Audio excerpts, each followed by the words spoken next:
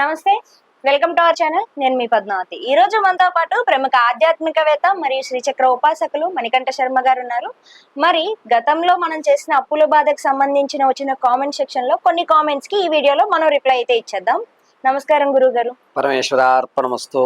గురువు గారు, మనం అప్పుల బాధలకు సంబంధించి గతంలో ఒక వీడియో పెట్టాం. దానిలో చాలా మంది కామెంట్ కూడా చేశారు. అయితే కాకినాడ నుంచి ఒక వ్యక్తి కామెంట్ చేశారు మనకి.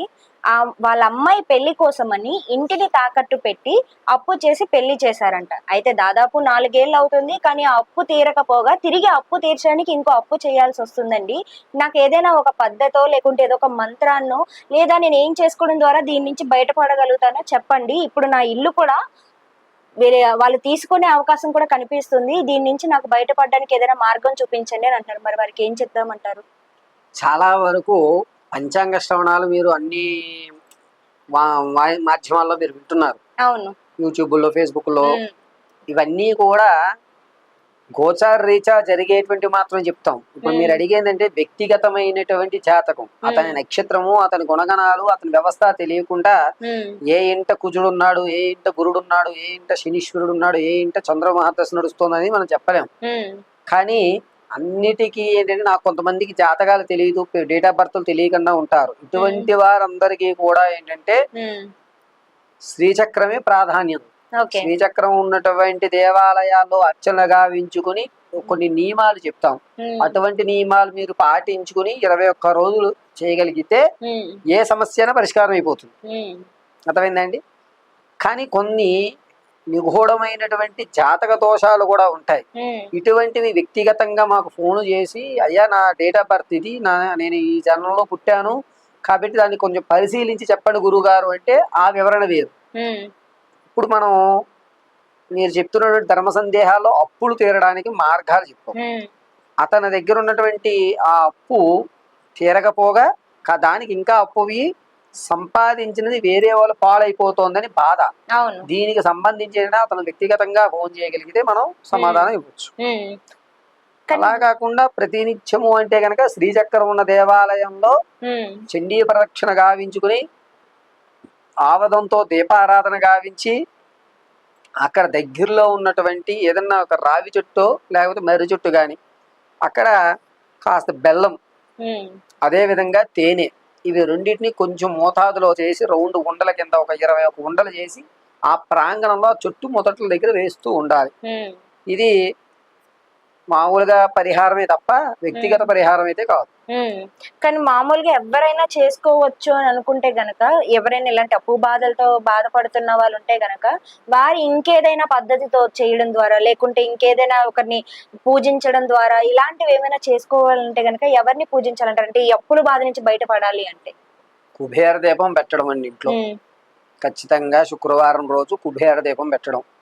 ప్రతి వారి ఇంట్లోనూ కూడా ఖచ్చితంగా తాబేలు యొక్క రూపం ఉండాలి. లైవ్ లో తాబేలు దొరికితే పెంచుకోవడం అదృష్టం.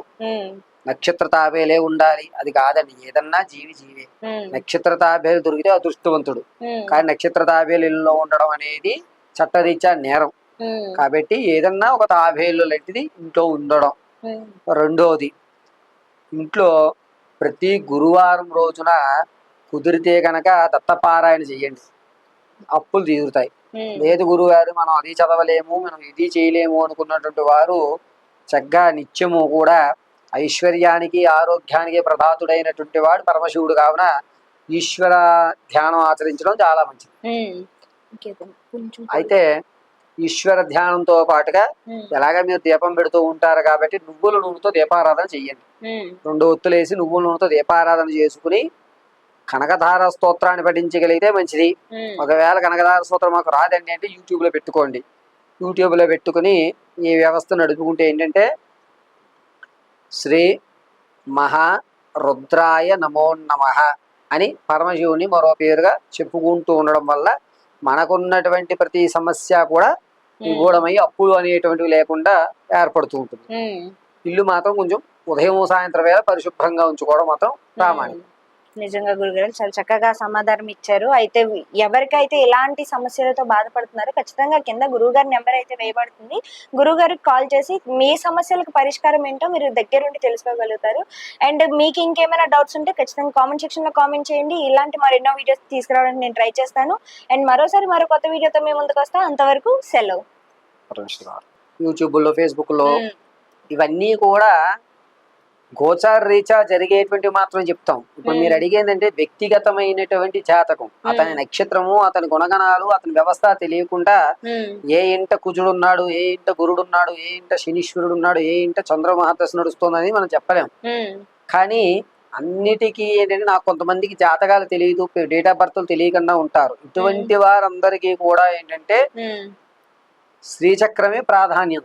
శ్రీచక్రం ఉన్నటువంటి దేవాలయాల్లో అర్చన గావించుకుని కొన్ని నియమాలు చెప్తాం.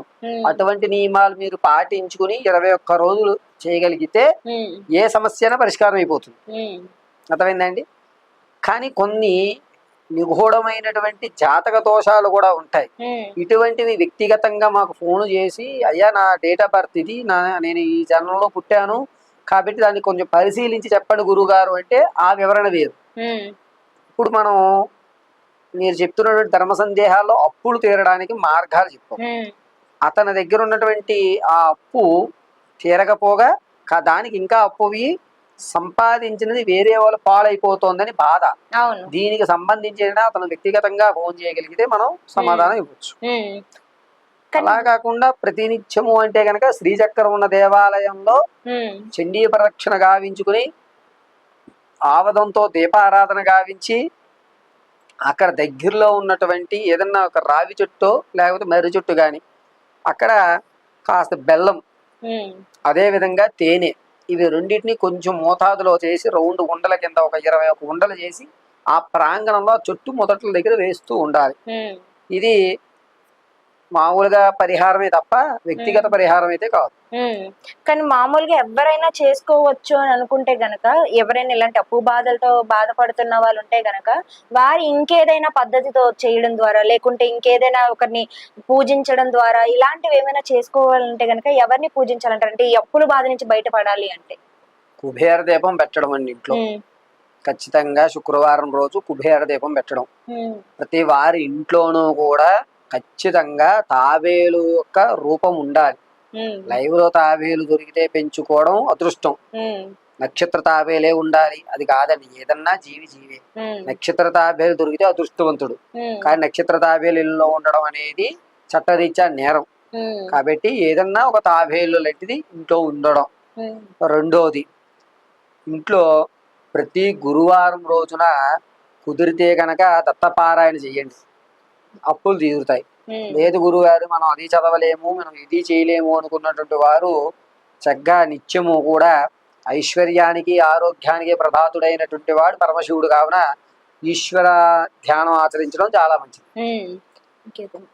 అయితే ఈశ్వర ధ్యానంతో పాటుగా ఎలాగా మీరు దీపం పెడుతూ ఉంటారు కాబట్టి నువ్వుల నూనెతో దీపారాధన చెయ్యండి.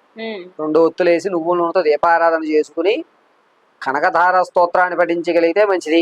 ఒకవేళ కనకధార స్తోత్రం మాకు రాదండి అంటే యూట్యూబ్ లో పెట్టుకోండి.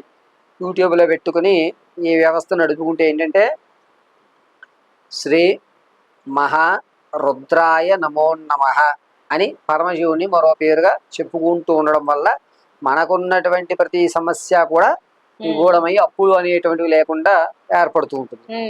ఇల్లు మాత్రం కొంచెం ఉదయం సాయంత్రం వేళ పరిశుభ్రంగా ఉంచుకోవడం మాత్రం ప్రామాణికం. నిజంగా గురుగారు చాలా చక్కగా సమాధానం ఇచ్చారు. అయితే ఎవరికైతే ఎలాంటి సమస్యలతో బాధపడుతున్నారో ఖచ్చితంగా కింద గురువుగారి నెంబర్ అయితే వేయబడుతుంది. గురువుగారికి కాల్ చేసి మీ సమస్యలకు పరిష్కారం ఏంటో మీరు దగ్గరుండి తెలుసుకోగలుగుతారు. అండ్ మీకు ఇంకేమైనా డౌట్స్ ఉంటే ఖచ్చితంగా కామెంట్ సెక్షన్ లో కామెంట్ చేయండి. ఇలాంటి మరెన్నో వీడియోస్ తీసుకురావడానికి నేను ట్రై చేస్తాను. అండ్ మరోసారి మరో కొత్త వీడియోతో మేము ముందుకు వస్తాం. అంతవరకు సెలవు.